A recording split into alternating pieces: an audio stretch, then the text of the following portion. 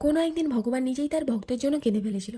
উড়িষ্যার এক ছোট্ট গ্রামে সেখানেই থাকতেন হরিদাস নামে এক বৃদ্ধ সেবক। মন্দিরে তার কোনো পদ ছিল না, কোনো সম্মান ছিল না, তবুও প্রতিদিন ভোরে তিনি মন্দিরের সিঁড়ি ঝাড়ু দিতেন আর বলতেন, খেয়েছো তো?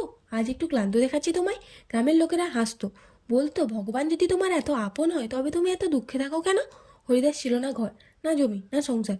দিনের শেষে মন্দিরে যেই প্রসাদ বাঁচত তাই দিয়ে চলতো তার জীবন।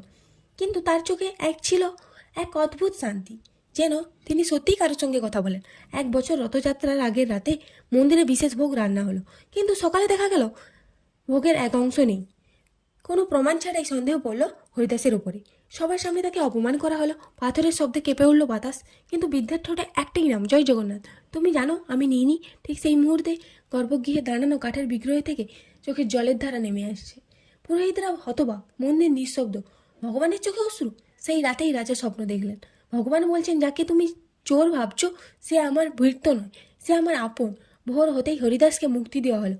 সবাই জানতে চাইল, তুমি কি সত্যিই ভোগ নিয়েছিলে? বৃদ্ধ কাঁপা গলায় বলল, প্রভু বলেছিল আজ একসঙ্গে খাবে। হঠাৎই হারিয়ে যাওয়া ভোগ মন্দিরে অক্ষত অবস্থায় ফিরে এলো। সবাই স্তব্ধ।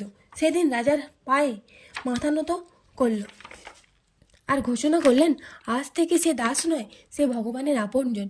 শোনা যায় আজও রথযাত্রার আগে মন্দিরের সিঁড়ি ঝাড়ু দেওয়ার প্রথা সেই ভক্তের স্মৃতি দেয়। কারণ ভগবানের কাছে ধন নয়, ভক্তির চোখেই জল সবচেয়ে মূল্যবান। বলুন তো, আমরা কি সত্যিই সেই বিশ্বাস নিয়ে প্রার্থনা করি? জয় জগন্নাথ।